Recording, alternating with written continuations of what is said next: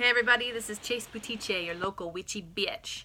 Today I want to make a video on why talk therapy is becoming an outdated form of therapy. And I just want to put that out there that not all therapy is like this. There are some really, really good therapists out there, and if you are one watching this, this is not about you.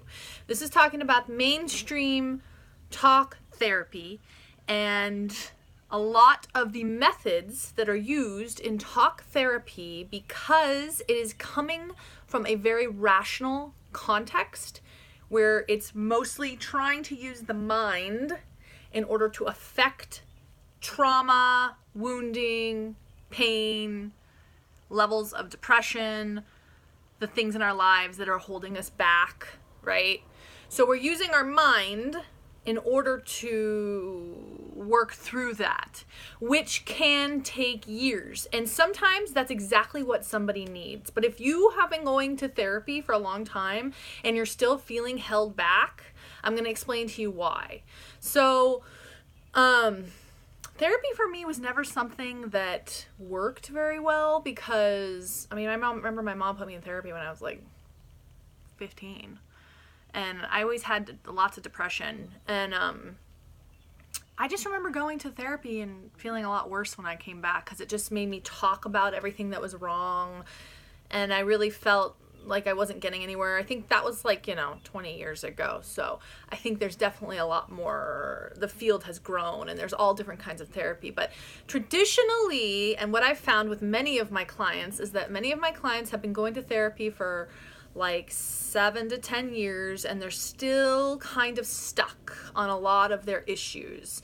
And the reason that I believe that they're stuck is because they're using a kind of left brain hierarchical kind of methodology that is coming from a rational context. So the way that our world has been organized up until this point has been in a very linear, patriarchal, hierarchical fashion, which is like a triangle. There's one person at the top and then there's people all below, and that's in all of our corporations. That's usually within our government.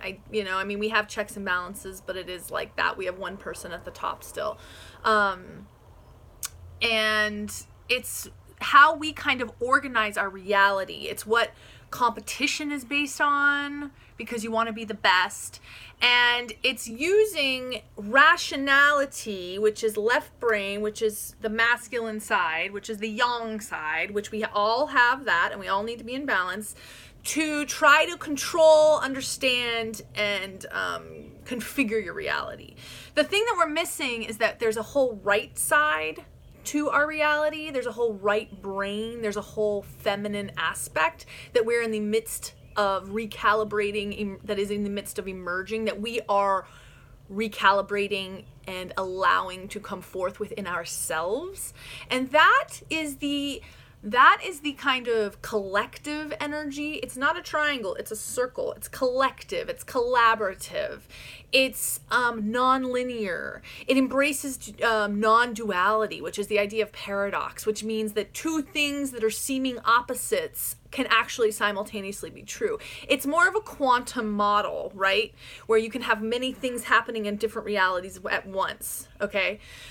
This is the feminine paradigm, and it's also the realm of spirit. It's the realm of mystery. It's the realm of magic, where we need to have this part of us enlivened, seen, played with, in order to be truly healthy, happy people on this planet, I believe.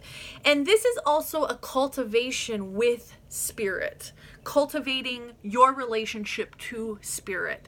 And so that is what I do, and what I believe is desperately needed in this era of over-rationality, which is based in a kind of control. Because when you are thinking very hard about your problems and you're approaching them from that standpoint, and you're trying to change from that consciousness, it takes years and it's very difficult. It's just like the Albert Einstein quote: you can't change something from the same mode of consciousness that created it. You have to actually change, move into a different kind of consciousness. So if we start opening and activating and playing with our right side, our feminine side, and we start allowing ourselves to cultivate a relationship to spirit to assist us in processing, moving through, and witnessing our own darkness and pain, it can actually project us into a healing path that can happen very, very quickly. That's what's happened to me, because I never fully realized. I always felt a connection with spirit, but I never put it into a designed method where I began to truly cultivate this relationship with this source, whatever you want to call it. So what I teach and what I help others empower them into is to begin to cultivate a relationship with this force, but you can call it whatever you want. You can call it God if that's what you want. You can call it spirit. You can call it the divine feminine. You can call it love.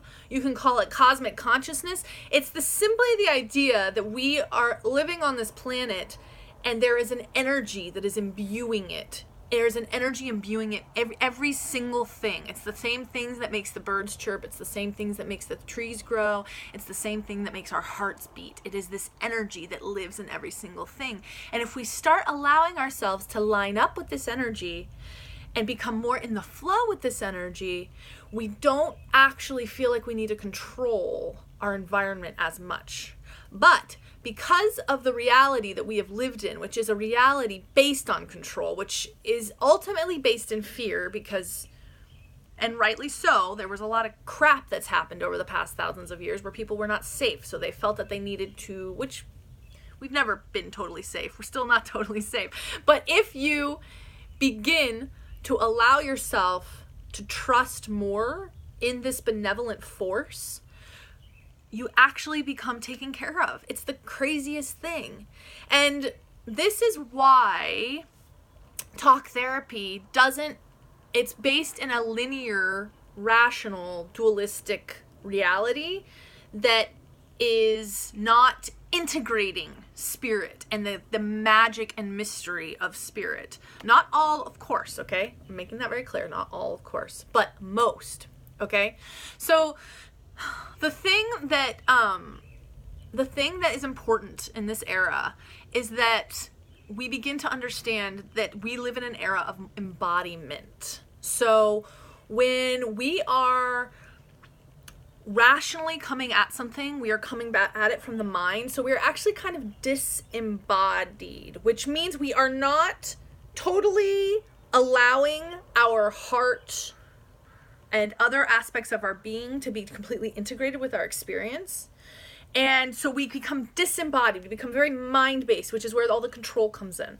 If we allow spirit to become more a part of our life, more a part of our daily reality, more a part of our existence, we begin to become more embodied, which is where so much of our emotion, trauma, pain, sadness lies. It's in our bodies. It's stored in our bodies. It's stored in our hearts. It's stored in our guts. It's stored all over the place. And until we begin to become more fully embodied, meaning not just approaching reality from this mind, but integrating our entire body into the experience, we will never be fully healed. And so my journey, my message, my practice, everything I do is all about integrating our mind and body and beginning to honor this divine feminine energy that is within us all, that is begging to be seen, witnessed, and to allow us to allow it to work through us, so that we are not constantly feeling like we have to control our reality or understand it completely. Because yes, I'm a mental person. I really like to have these discussions, deep conversations, contemplation, but there is a point where I also understand that magic is real and mysteries happen and miracles happen and energy is elusive and we cannot explain our reality, and at some point I have to let go. And so that's my message today, is that if you're feeling like you are been in a talk, have you been going to talk therapy and you're not feeling as integrated, or you're not getting as deep as you'd like to go, try checking out my Witchy Bitch program and what I have to offer, because what I do is I assist people in getting into the deeper layers of their psyche and soul by cultivating a relationship with this force, which allows them to start letting go, and which allows actual miracles and grace to enter your life in the way that you've always been wanting it. But because you've been raised in this culture that is all about control, we have our hands clenched. And as my teacher Tosha Silver says, grasping hands cannot receive. Grasping hands cannot receive. And this is truly the era of allowing and beginning to open up to the grace of the divine. So that is my message for today, and I hope you all have a lovely day, afternoon, and yeah, much love.